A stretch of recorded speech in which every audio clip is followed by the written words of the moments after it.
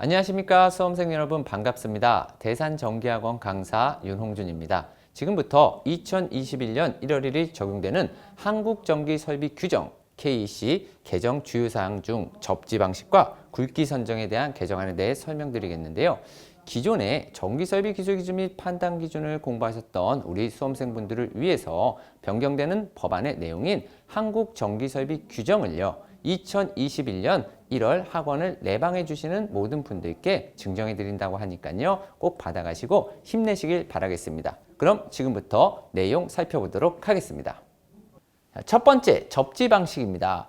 우리가 이 접지 같은 경우는요, 실제 실무자분들이 많은 접지를 하고 계시죠. 그런데 그 실무자분들은 이러한 접지 방식이 많은 혼동을 온다고 합니다. 그런데 이 접지 방식 같은 경우 우리 시험에서는 어떻게 정확히 바뀌고 시험에서는 답안이 어떻게 체킹이 되는지에 관해서 우리는 그 부분이 굉장히 중요하겠죠. 그래서 지금 보시는 이 영상은요, 우리 시험을 임하시는 분들, 과거에 공부를 하셨던 분들에게는 굉장히 유익한 영상이 될 것으로 생각이 됩니다.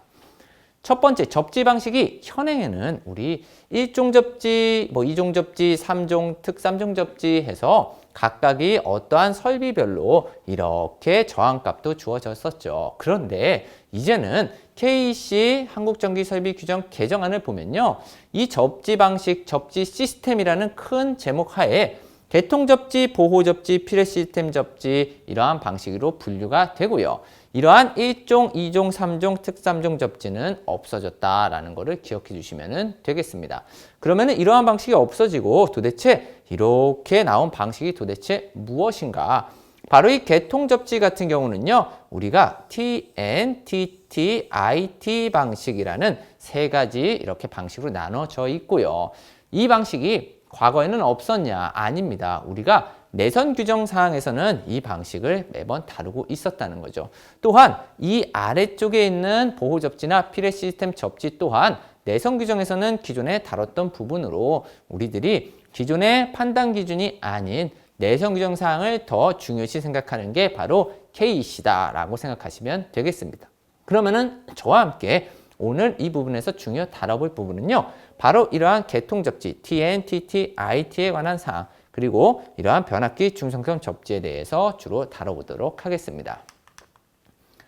자, 지금 여러분께서 보고 계신 이러한 접지 개통 방식은요. TN 접지 중에 우리가 실제로 사용하고 있는 TNS 개통 방식입니다. 그렇다면은 선생님 이러한 게 어떻게 나눠지나요? 라고 이렇게 질문하기 전에 하나하나 한번 살펴보도록 하죠. 우리가 바로 이 T라고 명령하는 이 용어에 대해서 먼저 공부를 하셔야 되는데요. 이 T는 우리가 테라라고 이렇게 얘기를 하는 바로 땅, 대지라는 의미로 우리 쪽에서는 T는 접지를 의미한다고 보시면 됩니다. 그러면은 첫 번째 이 T는 접지다. 그러면은 두 번째 이 N은 뭡니까? 뉴트럴 바로 중성선의 의미가 되겠죠. 그러면은 첫 번째 접지 중성선, TN 방식이라는 건요. 접지 라인을 두고 중성선을 이렇게 이용해서 우리 어떠한 도전부 아니면은 어떠한 계통에 이렇게 들어간다라고 보시면 되겠고요. 이 TN 접지 방식 말고 우리가 TT 접지 방식이 있는데 이러한 TT는 지금 접지를 두 개 사용했다. 우리가 어떠한 외암 접지를 따로 사용했다 이렇게 보셔도 되는 바로 그러한 접지 방식이고 그리고 우리가 IT 방식이라는 것도 볼 수 있거든요. 이러한 IT 방식은 우리가 저항 접지 한마디로 임피던스 접지 또는 비접지 방식으로도 해석할 수가 있습니다. 왜냐하면은 이 I를 인슐레이션 절연으로 볼 수도 있거든요. 따라서 비접지 방식 또는 임피던스 바로 테라 어떠한 방식 그렇죠. 한마디로 저항, 임피던스 접지라고 볼 수도 있겠습니다. 그렇다면 오늘 지금 저와 함께 볼 사항은 바로 이 TN 접지에 대해서 간단히 한번 보도록 할 건데요. 이 TN 접지 방식은 우리가 지금 이 그림으로도 나타나 있지만 이렇게 Y결선식으로 되어 있는 방식에서 조금 더 쉽게 이해하실 수 있습니다. 이렇게 우리가 Y결선이 되어 있을 때요. 이 가운데 중성점을 이렇게 접지를 했습니다. 그러면은 이 접지를 한 상태에서 이 중성선을 이쪽으로 이렇게 가져오고요. 어떠한 이러한 노출도전부라고 우리가 표현을 하고 있죠. 법안에서는 이러한 어떠한 선로가 이제 구성이 될 텐데요. 이 선로가 구성이 될 때 우리는 전력 라인 쪽을 일단 넣겠죠. 전력 라인 쪽을 넣고 그리고 바로 이 선이 지금부터 중요한 겁니다. 지금 제가 선을 하나를 이렇게 빼오게 됐죠. 지금 이렇게 빼왔다는 건요. 우리가 중성선을 빼온 것도 맞지만 이 중성선을 이쪽에 접지해 놓은 바로 보호도체 겸용 중성선, 한마디로 중성선 겸용 보호도체로 쓰겠다라는 표현으로 우리가 PEN이라는 이러한 표현을 씁니다.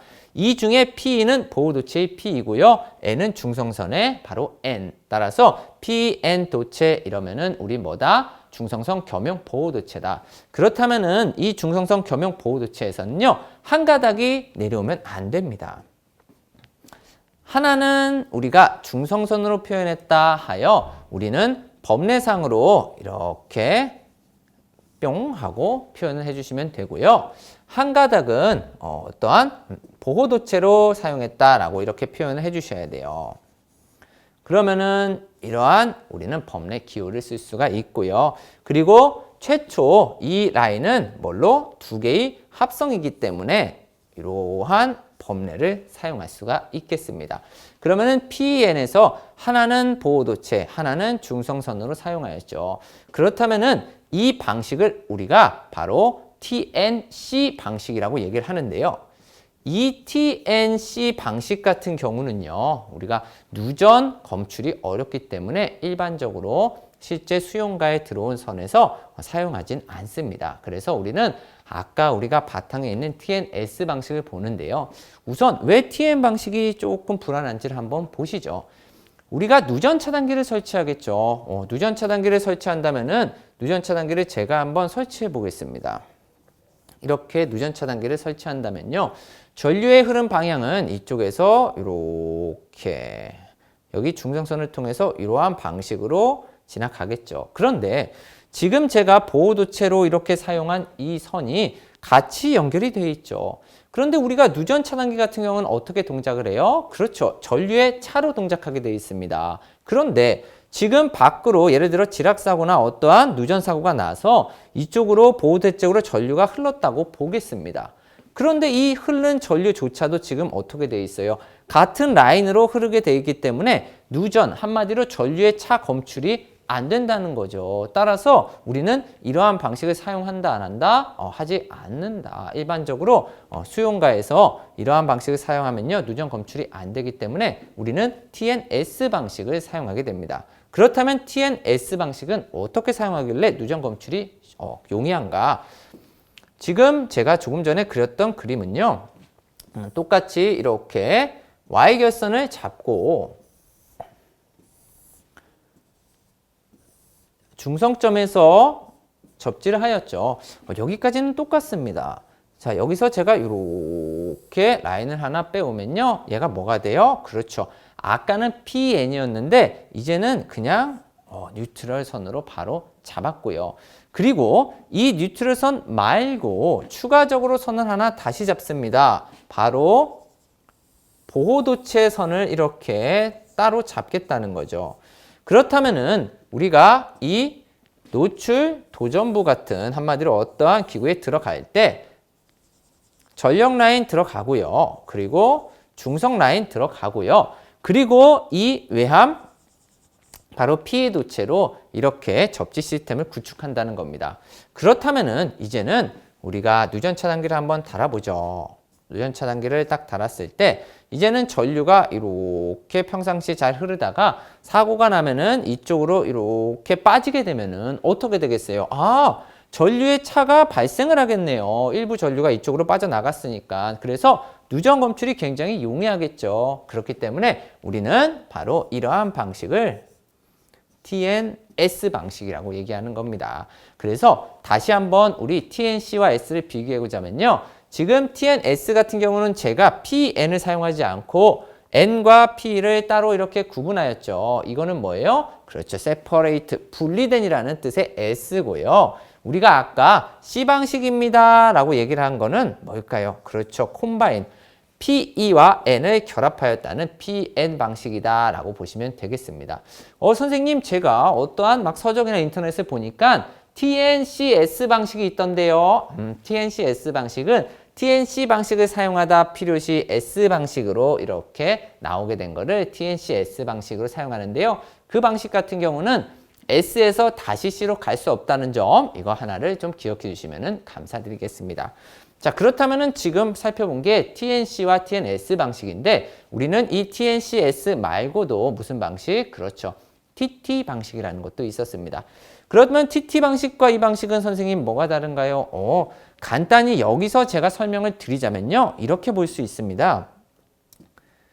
자, 지금 이쪽에서 제가 이 라인을 어떻게 했어요? 연결해 놨죠. 얘 같은 경우는 접지 라인이 하나이기 때문에 TNS 방식이라고 볼 수 있고요. 만약에 제가 여기를 이렇게 선생님 지금 끊어버리셨는데요. 네, 끊었지만 이쪽에 따로 뭐래세요? 이렇게 접지를 하면은 지금 외암 접지를 따로 하나를 실시하였죠. 이러면은 접지가 두 개 따로 TT 방식이 되는 겁니다. 어렵지 않죠? 이렇게 우리 수험자 입장에서는 좀 쉽게 공부를 하셔야 되고요. 제가 지금 이 내린 선들이 있죠. 이 선들에서 이제 범례까지 첫 번째 부분까지 추가해 주시면은 이러한 선을 내리는 거는 무슨 문제? 전기기사 및 산업기사의 실기 문제에서 출제될 가능성이 높고요. 과거에 출제가 이미 됐었거든요. 그래서 이쪽이 높고 우리 필기시험을 이렇게 준비하는 입장에서는 TNC 방식은 뭐다? 콤바인, 어떠한 중성성 겸용 도체를 결합한 방식. 그리고 S는 세퍼레이트, 두 개를 분리한 방식. 이거를 이렇게 답안으로 찍어내는 방식들. 그리고 접지를 각각 따로 한 거를 TT 방식. 그리고 이쪽 라인을요, 여기다가 저항 임피던스를 설치하거나 임피던스 값을 높여서 비접지를 맞는 게 무슨 방식이다? IT 방식이다 라는 거를 기억해 주시면은 필기시험 보시는 분들은 큰 문제는 없겠죠. 따라서 이러한 TNC, TNS, TNCS, TT, IT 방식을 너무 어려워하지 마시고요. 우리가 어떠한 이러한 용어들을 정확히 알고만 계신다면은 그렇게 큰 문제가 되지 않는구나 라고 생각해 주시면 되겠습니다.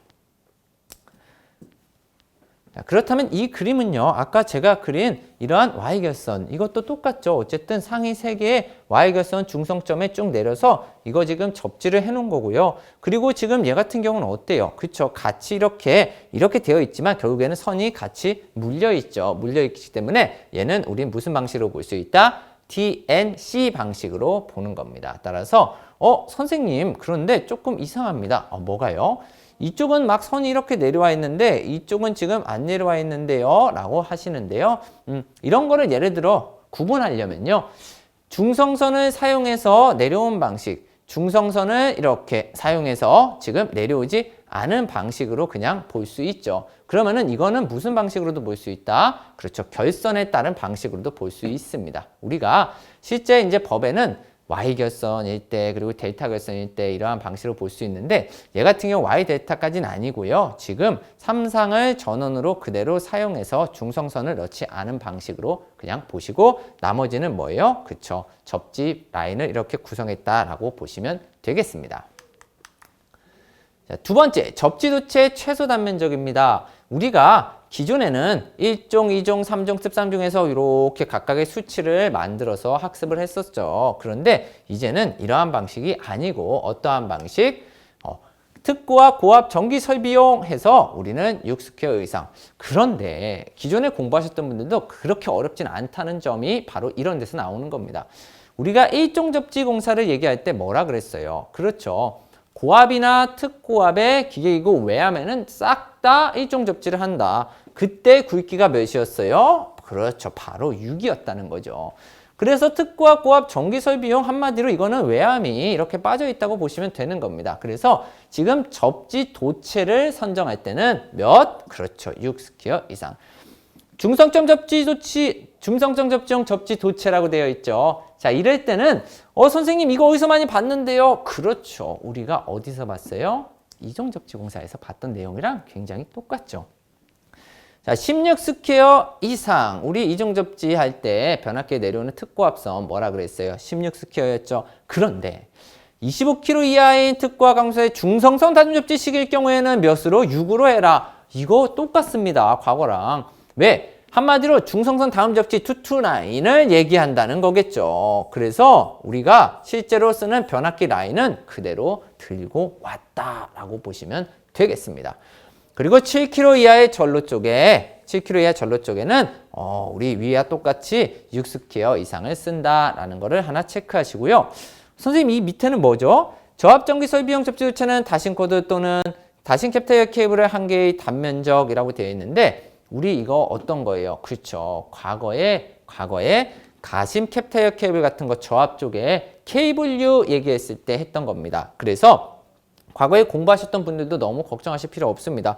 이러한 제가 항상 수업할 때는 케이블류 이렇게 얘기하죠. 케이블류가 저압에서 나왔다. 그러면은 기존과 똑같이 연동전선이 아닌 1심 같은 경우는 0.75 그리고 1심 이외 연동연선이라고 우리는 표현을 하죠. 그때는 이거 2배인 1.5가 되겠습니다. 그리고 여기서 그럼 선생님 저 궁금한 게 있는데요. 과거에 이 케이블류를 공부했을 때 분명히 1종, 2종에서는 10스퀘어라는 게 있었는데 그거는요. 있습니다. 지금은 제가 간단한 정리를 위해서 그것까지는 안 다뤘지만요. 우리 이동용 어쩌고저쩌고 하면서요. 이 캡타이어 케이블 얘기를 하면서 어떠한 이 파트 한마디로 과거에 1종이었을 때 특고압 이러한 파트에 케이블류를 사용하면은 또 똑같이 몇? 10스퀘어 이상을 사용해라 라는 법이 있기 때문에 우리 굵기 쪽에서는 처음 공부하시는 분들은 그냥 이 자체를 암기하시면 되겠지만 기존에 학습하셨던 분들은 굵기가 과거와 거의 동일하네 라고 생각하시면 되겠습니다. 그러니까 너무 걱정하지 마시고요. 이렇게 법이 이렇게 이름이 조금 변경됐다라고 생각하시면 되겠습니다. 자, 그런데 우리가 기존 내성 규정에서 이렇게 사용했던 보호도체의 최소 단면적에 대한 규정이 있습니다. 그런데 이 부분은요, 실제 과거 실기시험에서는 이미 나왔었어요. 하지만 우리 필기에서는 안 다룬 부분이기 때문에 그리고 실기시험에서도 우리가 일반적으로 공부할 때는 자주 보던 부분은 아니실 거예요. 물론 공사를 준비하시는 분들은 간혹 가다가 보실 수 있지만 전기기사 및 산업기사분들은 거의 본 적이 없으실 겁니다. 그럼 이 표를 먼저 한번 같이 해석해 보도록 하죠. 상도체의 단면적이라는 게 있고요. 그리고 보호도체의 최소 단면적이라는 게 일단 가장 큰 틀입니다.